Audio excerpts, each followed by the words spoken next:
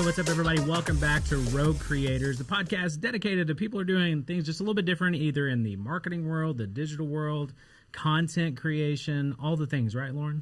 All the things, right, Bryan? All the things. I always introduce her as Lauren, who does all the things. Yeah, that's my role. That is her role. But we like to talk to people who are doing really cool things.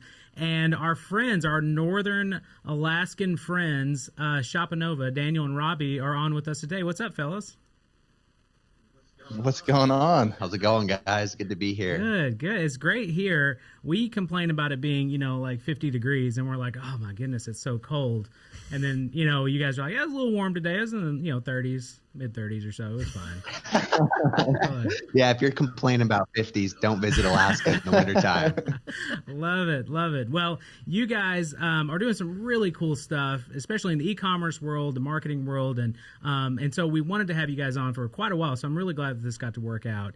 But before we jump into you guys and your story, which is super cool, we like to start off with something just a little bit fun. Right, Lauren? Right, Bryan. We're rolling today, Lauren. Yeah, we are. Jump on. So we like to start each episode off with, what are you obsessed with this week? So starting with our guests, Robby, Daniel, what are you guys obsessed with this week? All right. You go first. I'll Rob. go first. This was a hard one for me. I actually quizzed our team, and I was hoping to rob an answer from somebody. But when I thought about it, dude, I'm obsessed with painting right now. So I go home after work, and I've been in the evenings. I've been setting up a little easel, getting some oil paints, and doing some painting. And that's actually what my dad does. And so it's pretty cool. I grew up that was his occupation as I was growing up. So it's cool now as an adult to come back to that and be doing kind of what my papa does, and learning the tricks of the trade is pretty fun. You should see, he's being humble about it, but you should see the paintings he's pumping out. They're incredible. We actually have. Thank you. Yeah. They are super incredible. I Lauren was like, Bryan, me. hold on. He's really good. I was like, look at this fox. Yeah. That's awesome. Yeah, that's what I'm talking about, the fox. You guys saw it. Sweet. Yeah, dude, I've been all over that. It's been super therapeutic and restful, and yeah, just fun connections with me and my dad through it. So yeah, that's what I'm obsessed with. So guys, for me, and not to promote another podcast on your podcast, but I've really been digging Joe Rogan's podcast lately, specifically when he interviewed Kanye West, which led me on this whole rabbit trail of checking out Yeezys. And now I kind of want a pair of his Yeezys. They're kind of futuristic, weird looking shoes, but I'm kind of obsessed with them. Dude, I knew that was going to be yours. I was like, before this, I was like, I was asking him what his was going to be. He said, I'm not allowed to ask. I'm going to find out on the show, but I knew that's what it was. Some Yeezys. I love that. All right, Lauren, what about you? So mine are my Fry. I don't know, you wouldn't call them Converses, but they're kind of yeah. So Fry is they do boots usually, but I have some leather almost looking like Converses, but I love them, and I've had them for about 10 years. Yeah. Wow. And they are amazing and still last because they're real leather and they're made really great. But yeah, those are my obsession. I've been pulling those out for fall because it's a cold, wintry 60 here. So Yeah. I'm pulling out the closed-toed shoes now. Exactly. So. Exactly. Well, she has to talk about your lamb snow boots that your mom had from the 70s. Yeah, that I still wear. Yeah. If we ever visit Alaska, she has to bring those. I will. So my obsession is I'm actually going to use a resource. I know, right? It's kind of crazy. I'm usually about a show or a podcast or Earth, Wind, and Fire. That's been my obsession for the past 2 months. Yeah. But salesreach.io, Josh Feedy and his team in Minnesota, speaking of another cold place there, Josh Feedy, I randomly ran across him on Instagram, and we jumped on a call. He's going to be on our podcast at some point, but they do amazing design style of proposals and landing pages, but it's just kind of all in one. It's an amazing resource for anybody who's sending out bids or proposals, or just trying to drive traffic to a landing page. It's just done really well. You can personalize it with personal video embedded already on there, and so it's pretty cool. So I feel very good about giving the you guys are all talking about shoes, and Robby's going therapeutic painting, but it's just boring. I'm just mine was super boring compared. I got to come up with something next time. Next time we have you guys on the podcast, I'm going to be very insightful. Okay. Well, hey, so I'm excited to jump in. You guys tell us, and anybody can kick it off, but tell us exactly Shopanova, who you guys are, and then really how this thing started, because I love the backstory of your company. Yeah, man. So Shopanova is an e-com growth agency, and basically we just provide done-for-you marketing services to online stores.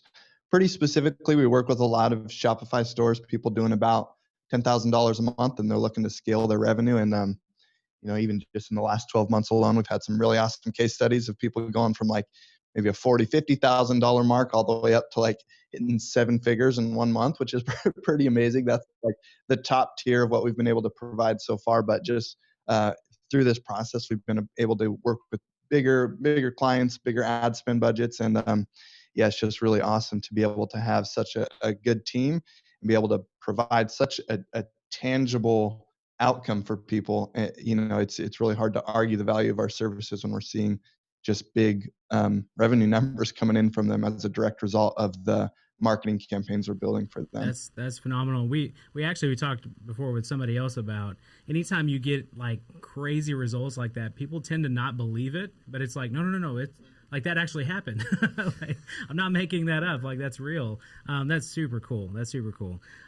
So tell us, how did you guys meet? How did you guys come up with this idea to build this company out? So the way we met is Robby actually started dating my little sister. No, it's not entirely true. We were actually friends before that. Mm-hmm. But kind of where this all started was we were both commercial fishermen. I grew up in it. That's what I knew my whole life. And I think you guys kind of know some of that story, but we don't have to go into the whole thing. But I grew up commercial fishing, and Robby came in probably later when I was just graduated high school, and he started commercial fishing as well. Mm-hmm. And I was friends with his older brother. We met, but that's the life we were living, was commercial fishing. And then also doing some video projects and videography on the side just as a hobby. Mm-hmm. And so commercial fishing, it's seasonal. So it was really cool for us when we were young and pretty wild. We would go fish for a long time, make a big chunk of change, and then get a van, strap some moose horns to it, and drive south for a little surf trip, or go to like Indonesia or Thailand or something. And so it was a really cool thing for us for a long time. But about that time, a few years after that, I ended up getting married to his sister, and then he also got married. I think like a year later, very similar time frame. Yep. But basically, our lifestyle just changed drastically, and so our occupation just no longer really suited that lifestyle. We were starting to have kids, and it was really hard to have a kid and then leave for 3 months. Go fishing again, leave everything behind. When we were like 18, 19, 20, it was really fun because we're gone with our buddies, making a lot of money. Then we can come back and travel.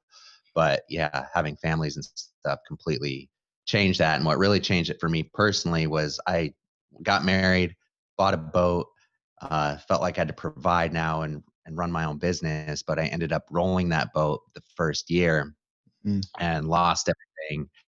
And it was a really big wake up call of like, wow, I'm actually going out risking my life every day just to make money.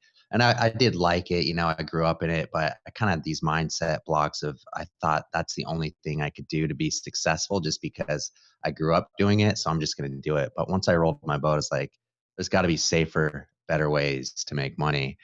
And that's where Robby and I kind of started brainstorming on actually doing videography, because it's something we were already doing that we were passionate about. We're like, let's do our passion and make money. So we did that for about a year, but it was just hard locally here because the small market and everything. And then that led us on a rabbit trail of like learning more about digital marketing, becoming the agency, having clients on retainers and all that. Mm-hmm. So that was a lot. That was a lot. Yeah, I didn't know how much time to spend there, because you got to pick up your daughter or son from school. So. No, that's totally great. That's perfect in a nutshell, because there are so many other layers to that as we've gotten to know you guys, and just really, really cool stuff. Obviously, completely different from probably the lower 48 that actually, come into play for what we're used to doing. And I don't know that I even know anybody who's a commercial fisherman. No. Outside of this, a lot of fishermen, because Arkansas is outdoorsy, you know. But other than that, yeah, that's like a pole and very low key compared to what you guys are doing. So, but that's just so cool that, especially the drastic change between that and then what you're doing now in the company that you guys have built, which is really cool. And so, but yeah, I love it. Yeah, I love your guys' story. It's really quite unique, and I feel like you guys carry it through your brand really well. Oh, thanks for saying that. And it just goes to show, like, I feel like if we could do it knowing what we knew and building this out, like, it should inspire anyone to be able to take those same steps and build a successful business. Yeah, and maybe the better way to say it is knowing what we didn't know. Yeah, totally. Because we were just all like commercial fishermen, working construction, just purely like a manual labor world, and making that shift into video production without really all the steps laid out in front of us. We didn't really have a ton of clarity on how we would get to where we are today, but it was important for us to just take the first step and actually do something that was in line with what was valuable and important to us. And then the rest kind of just fell into place as we started making moves in that direction. Absolutely. Well, that is very big and very inspirational as well. I mean, if you guys can make that switch, most people can. That's pretty cool. Yeah, so tell us, in your guys' words, what makes Shopanova so unique? So the main thing that we've kind of discovered about ourselves over the last 4 years, and we measure ourselves up against other agencies, and even the way we provide our services, the results we get, and stuff like that, and we really do feel that we are unique. We've kind of boiled it down to 3 things. The main thing is we're like a buy application only agency. So the reason we do that is not because like, hey, we're so exclusive or we're better than you, but that application process gives us the ability to do a lot of due diligence before we work with somebody. And so if somebody's coming in through an application process, we have the ability, and it's beneficial to both parties, but we have the ability to audit their business, really look through things, and then from there make a well-informed decision on whether or not we even think we can help them.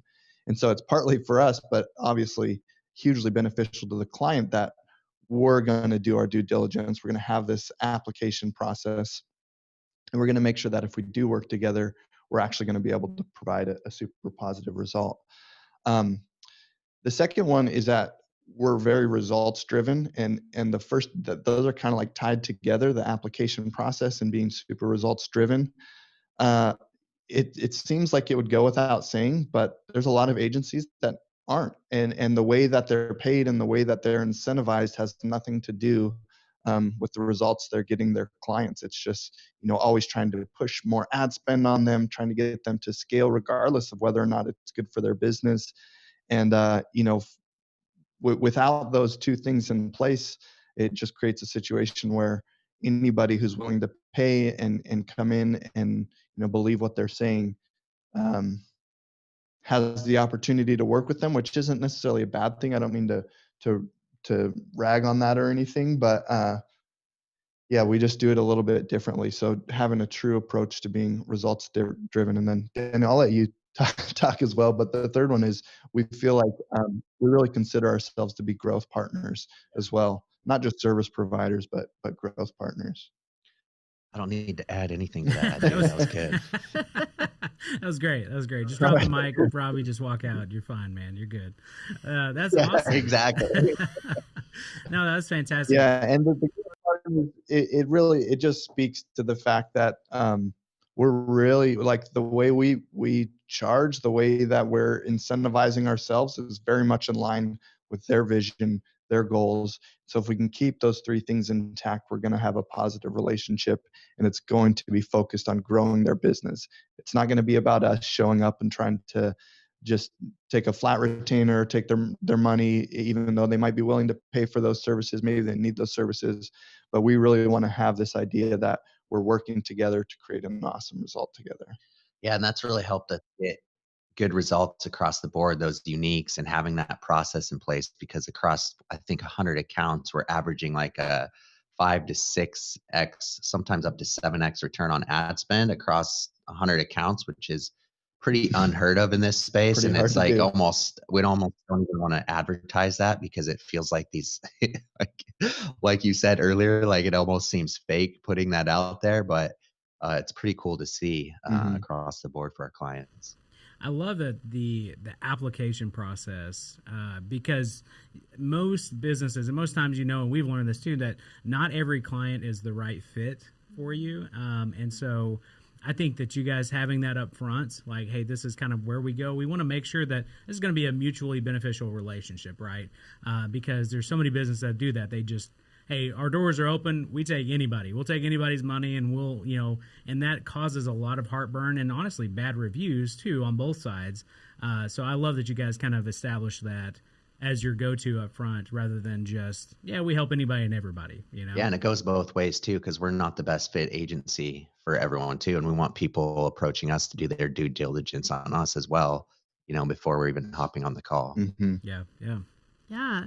So one of the things that we really like to talk about is company culture. So when you set out to build Shopanova, what were some of your musts when you guys were building your company culture? Man, that's changed and evolved so much over time. And when we were first building it, it was almost the survival mode of just trying to get sales and then get our first few clients and then results. So we weren't even necessarily thinking a ton about company culture when we were small. But in this last year, we've had to really revisit that and really get it down on paper. As we've grown our team to over 20 now, it's become like increasingly more important. And Robby and I have always had ideas of what we like want it to look like and feel like, and had good core values to operate from. But putting it down on paper now has been super helpful. And I don't even know what a good core, I mean, we have so many of them, but maybe you could speak to a few of the core So ones. I mean, the big one, like the first one, we go over these before every team meeting, is just we want to show up and operate in excellence and integrity. It really go the extra mile, do what our competition won't do, give customer service that is noteworthy. I have these like ingrained in my brain now because we have to say them every single week. But we just know, I think, being an outsider in the marketing world, it's easy. Like, I know for me, being like a working class family or something, like my parents' view of marketers is like an annoying person dialing up their phone, or like a sleazy salesperson or something. And there's this whole stigma around marketers and marketing and sales, like just having this, just not being full of integrity and trying to sell whatever they can, regardless of if it's good for the customer or the client. And so that was one thing that we just knew we were going to show up in everything that we did. We're going to require the utmost excellence, and we're going to do everything from a place of integrity. And so that's a huge one. Another one that's really important for us, since we're based out of Homer, Alaska, and that's a small town in Alaska. It's like a small fishing town. There's not a ton of talent here. A big company culture value for us is the ability to be your own boss, because we have a lot of people working remotely. And if we are trying to provide excellent services, operate from integrity, we can't manage people's everyday life. There, to an extent, we can do quality control, we can do systems and processes for the things that we provide. But that's a huge value of ours, is being your own boss. Here's a new one too, is our tribe state of mind, meaning we all want to work together, collaborate together really good, and not be butting heads. We've seen such toxic environments in other agencies where everyone's just trying to flex on each other and come up with the best idea, and there's no collaboration there. And it really just kind of tears the agency apart. So we're super big on being collaborative, but also just having that fun environment where you're coming, enjoying work that you're doing, and not just showing up, taking another day off. So that's really important to us as well. Yeah. And then another one, so we're kind of like touching on some core values we have on paper, and then also just sharing some things that, we really hope are alive and flourishing in our company. But one thing that we've always wanted is to create that fun environment. And a fun environment for us has meant a lot of times creating a low stakes environment. And so people don't feel like they're on the chopping block. They don't feel like they're not allowed to make a mistake. We have a culture around, if you do make a mistake, being able to take ownership for that, being able to visit that and get coaching around that and fix it and solve it for the future. So I would like to think that nobody in our company has fear of like of harsh bosses, of punishment, fear of making mistakes. And I think that's been a really huge, because we've had a lot of people come into our company that have innovated the way we've done certain things. But if they ever thought that, hey, I'm going to take a risk here and I'm going to try something, and if that flops, I'm going to get like my head chopped off or chewed out for that, like that would never happen. And so, you know, those things combined, the low stakes environment, you know, having this tribal mentality where we're all together, kind of running toward a common goal together. It's just been super helpful. Well, and I can say, at least from our side, seeing you guys, kind of hearing that and understanding that, but then also really seeing it in your content and how you guys run your ads, the verbiage that you use even on your website and stuff. And it really is, it a lot of those core values, I think, translate outside, probably even unintentionally, but they do. Just even us, when we first got to know you guys, we were like, they seem like a lot of fun. And it's like, you take what you need to take seriously, but then the stuff that you don't need to take seriously, you guys have fun with. So it's a good, healthy mix of that. And if anybody, especially out there, those watching and listening, you need to check out some of their ads. They are hilarious. And just even you talk about like taking a risk. Your video guys are on top of it by saying, hey, this is a really cool idea. Maybe we should run with this of, hey, let's throw water in each other's faces, or run around with, water guns or something in the office place, or goodness, I don't know. There's so many of them. Once you see one, you're going to see all of them, because you guys do such a good job retargeting. Yeah, you will. It's very true. Or you'll see Robby hiking up. You'll see Robby hiking up the mountain with his sweet mustache right out of the gate too, man. Missed the stash. I don't know what happened to it. Oh, that's so funny. We're always trying to find that balance of like, being fun and entertaining versus just making complete fools out of ourselves. It's a fun line to flirt with. But dude, just the other day, you talk about funny ad creatives. Not every idea makes it to production, and we actually had to shut one down because our video guy, he came up with this. So we're doing like these comparison videos. You mentioned the squirt gun. It's like, hey, here's your traffic now, and Daniel hits me with a squirt gun, and the idea is that the water is a representation. Here it is after Shopanova, and I get to dump a 5-gallon bucket on Daniel's face and like blew his glasses off, and we did it in slow motion. It was super awesome. But bro, the other day, our video guy came up with this idea where we're going to do this similar thing. It's a comparison idea, but I was supposed to be eating frosting, and the frosting was now supposed to be revenue or traffic or whatever. And it just got really weird from there, because I was supposed to, in the next scene, be completely covered in frosting, like head to toe.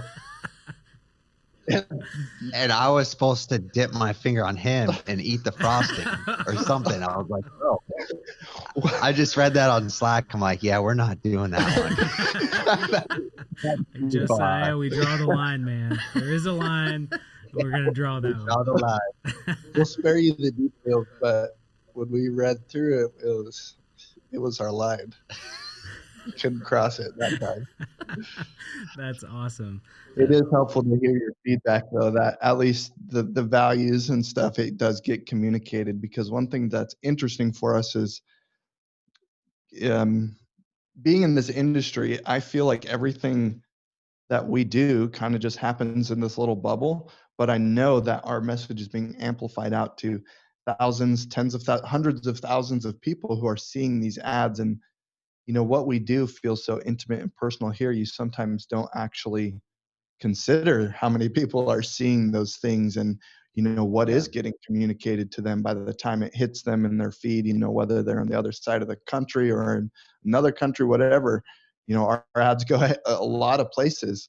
And so it's cool to hear from your guys' perspective that the values are being communicated from it. And even though we are having fun and we're flirting with this line of maybe making fools out of ourselves, we still are communicating, who we are as a business, the values we carry. And yeah, it seems to be working as far as like a client acquisition process, but I always wonder how we actually come across. So that's cool feedback. Well, and I think just even from, we have several people who listen to our podcast that we know that have side hustles or businesses that they would love to take full time as well. But I think that advice of not taking yourself too seriously, of being able to have some fun and knowing your audience too, of like, what is going to land, and maybe even trying something you're like, I don't know if it's going to land or not, but taking that risk is super important. Yeah, I think that kind of leads me to like our next thought was like, what advice would you give to those starting their own business? You guys have had quite the journey and have obviously been very successful at it. Yeah, I'll start with that one, Rob. That's cool. But for me, it was just taking that first initial step, even though I didn't know anything, what was going on about business. But I'm like, I don't want to do this. So I'm just going to take a step. I think a lot of people are held back in fear and what's comfortable, and they won't take the first step to at least start trying something.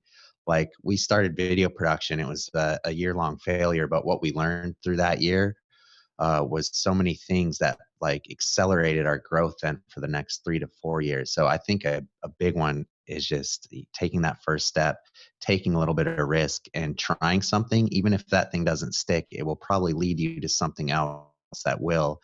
And the lessons that you learn from that are going to propel you. Mm-hmm.